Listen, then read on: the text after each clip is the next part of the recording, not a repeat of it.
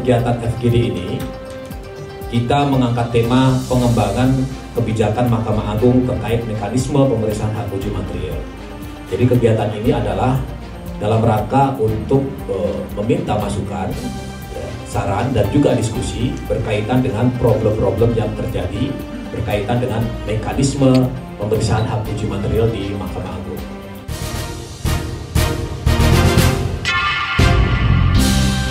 Kami di sini hadir untuk mengajak Bapak Ibu berdiskusi tentang pengembangan mekanisme hak uji material, topik yang merupakan prioritas nasional.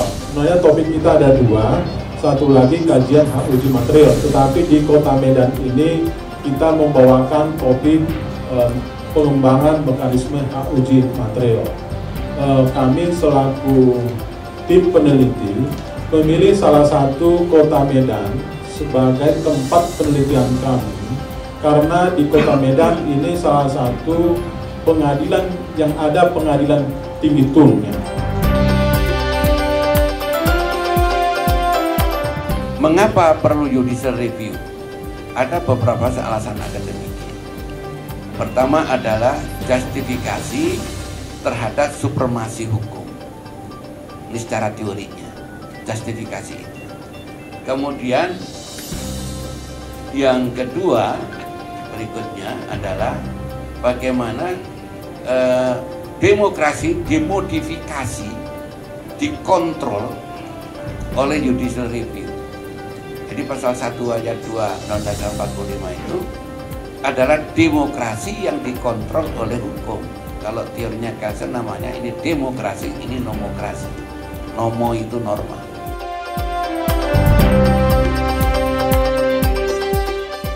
Karena ternyata problemnya kemudian adalah bahwa kita mengenal satu hierarki peraturan perundang-undangan, tapi dua lembaga penguji.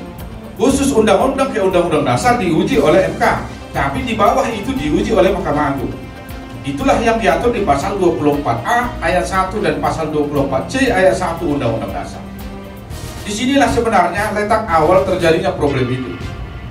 Maka tidak heran kita bahwa di tahun 2009 muncul perkara di mana pada saat kasus pemilu waktu itu Mahkamah Agung sudah menangani perkara pengujian peraturan KPU terhadap undang-undang pemilu. Di sisi lain Mahkamah Konstitusi justru membatalkan undang-undang yang dijadikan batu uji oleh Mahkamah Agung.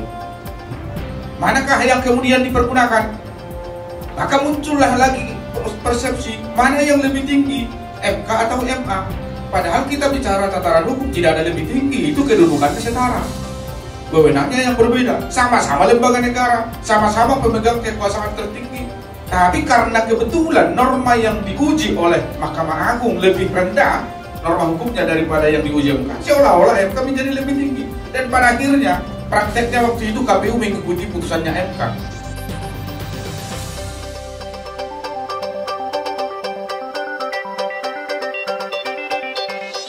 Jadi Mahkamah Agung apakah di sini judex iuris, apakah sudah masuk judex faksi?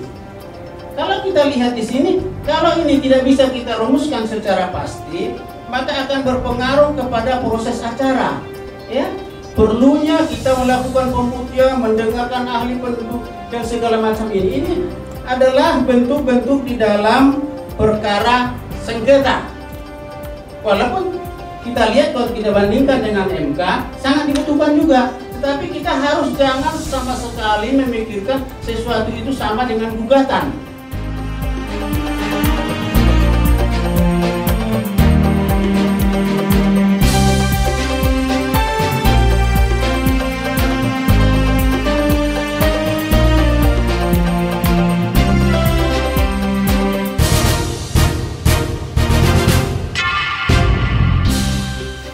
Acara hari ini yang diselenggarakan oleh Litbang Mahkamah Agung tentu patut disambut baik sebagai upaya pengembangan dan pengkajian lebih lanjut pelaksanaan hak uji material Mahkamah Agung sesuai dengan batas kewenangan yang dimiliki berdasarkan pasal 24A ayat 1 Undang-Undang Dasar 1945. Tentu melalui acara ini kita harapkan adanya ide-ide ataupun gagasan maupun pemikiran yang lebih komprehensif untuk mengoptimalkan pelaksanaan hak uji material yang selama ini memang masih mengandung berbagai kelemahan.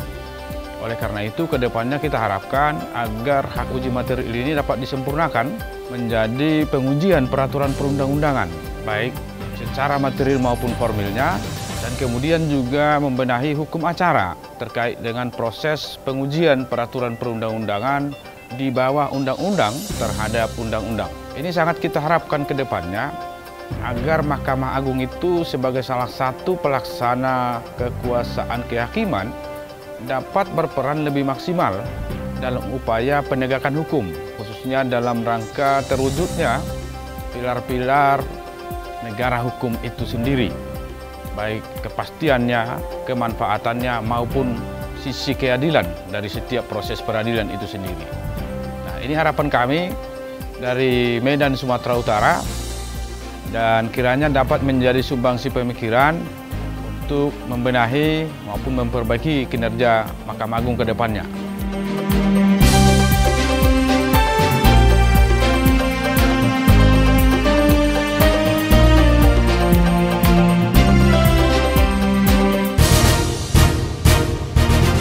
Diskusi pada hari ini cukup bernas dan cukup cerdas di dalam hal tujuan apa yang diinginkan oleh panitia, yaitu dalam hal pengembangan kebijakan Mahkamah Agung terkait mekanisme pemeriksaan hak uji material wilayah hukum Sumatera Utara. Kenapa? Karena sesungguhnya kalau dalam hal masalah pengujian judicial review ini bisa dikatakan mungkin Mahkamah Agung ini agak ketinggalan dibandingkan dengan saudara mudanya, itu Mahkamah Konstitusi. Di dalam hal ini memang ada ranah tentang masalah judicial review yang berbeda antara Mahkamah Konstitusi dengan Mahkamah Agung. Tapi volume pekerjaan menurut emak saya sesungguhnya ada di Mahkamah Agung itu jauh lebih banyak karena undang-undangnya jauh lebih banyak lagi. Khususnya terkait dengan peraturan daerah, kiranya memang perlulah dipikirkan supaya ada rasa keadilan dan kepastian hukum dan pelayanan hukum juga kepada masyarakat di daerah. Cukuplah di dalam konteks judicial review ini Mahkamah Agung melimpahkan wewenang untuk memeriksa dan mengadilnya kepada Pengadilan Tata Usaha Negara untuk kasus peraturan daerah kabupaten kota dan peraturan desa, dan untuk kasus judicial review untuk perda provinsi dan peraturan kepala daerah atau peraturan gubernur itu bisa dilakukan Pengadilan Tinggi Tata Usaha Negara. Saya pikir ini acara fokus group discussion ya yang dilaksanakan oleh Balitbang Mahkamah Agung RI dengan tema pengembangan kebijakan Mahkamah Agung terkait mekanisme pemeriksaan hak uji material wilayah hukum Sumatera Utara. Artinya apa? Di sini kita merespon sangat positif sekali. Kenapa? Ketika Mahkamah Agung itu mau mengambil suatu kebijakan, dia melakukan penelitian terlebih dahulu dan data-data penelitian itu dia kumpulkan salah satunya melalui fokus group discussion. Dan itu dia meminta menampung pendapat-pendapat dari narasumber yang dihadirkan dalam FGD tersebut. Saya berkesimpulan bahwasanya memang hak uji material itu ya sebagai narasumber, saya berpendapat bahwasanya memang hak uji material itu perlu didelegasikan kepada Pengadilan Tinggi Tata Usaha Negara atau ke Pengadilan Tata Usaha Negara. Kenapa? Karena memang wacana-wacana yang membuat selama ini bahwasanya Mahkamah Agung itu dengan beban kerja yang demikian banyaknya, tentunya dia akan kesulitan untuk melakukan judicial review, apalagi telah dibatasi dengan jangka waktu 14 hari. Maka dari itu patut dan perlu kita support agar Mahkamah Agung itu dapat melakukan pendelegasian wewenangnya ke Pengadilan Tinggi Tata Usaha Negara atau Pengadilan Tata Usaha Negara khususnya untuk melakukan judicial review terkait dengan produk-produk peraturan daerah. Saya pikir demikian, saya menyambut positif. Terima kasih.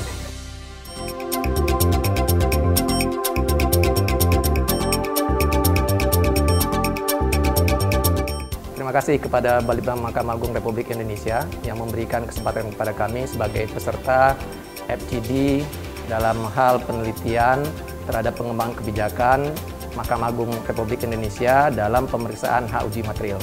Tentu dalam FGD ini secara akademisi kami sangat memperoleh informasi dari segi keilmuan maupun fakta-fakta dari suatu diskus maupun hasil penelitian sementara yang tentu dalam kebijakan Nantinya kami harapkan bahwa lembaga peradilan negara Republik Indonesia di bawah Mahkamah Agung akan semakin lebih bermartabat, memiliki kehormatan yang beridentitas konstitusional. Jadi tentang diskusi hari ini tentang pengembangan kebijakan Mahkamah Agung terkait mekanisme pemeriksaan hak uji material itu sangat menarik. Bahwa selama ini sudah kita tahu bahwa itu adalah otoriti dari Mahkamah Agung. Tetapi kita memahami akan kesibukan Mahkamah Agung, para hakim agung, dan juga dengan banyaknya perkara-perkara yang ada di sana, maka hak uji material ini, judicial review ini memang bolehlah diberikan delegasi pemeriksaannya pada pengadilan tata usaha negara, terutama tentang peraturan desa, peraturan gubernur, ya, untuk di sana dilakukan judicial review. Pada prinsipnya kami setuju dengan apa yang telah dipaparkan beberapa pemateri. Ada beberapa catatan yang kami sampaikan pada kesempatan ini, yaitu diantaranya sosialisasi yang lebih intens lagi kepada masyarakat, ke seluruh lapisan masyarakat, bahwa masyarakat tahu bagaimana cara mengajukan judicial review terhadap peraturan-peraturan perundang-undangan, terhadap aturan-aturan yang menyangkut kepada masyarakat, untuk mereka lebih bisa, oh ini tidak sesuai dengan aturan yang lebih tinggi. Yang kedua, agar diharapkan juga Mahkamah Agung membuat suatu mekanisme atau sistem yang lebih sederhana lagi, yang lebih simpel lagi, bagaimana masyarakat mengajukan judicial review. Selama ini, tadi ada beberapa juga pemateri bilang, mereka langsung mengajukan ke Mahkamah Agung, padahal bisa melalui pengadilan negeri setempat. Nah, itu harus disosialisasikan juga mekanisme dan terukur berapa lama proses-proses judicial review ini diproses sampai ke Mahkamah Agung.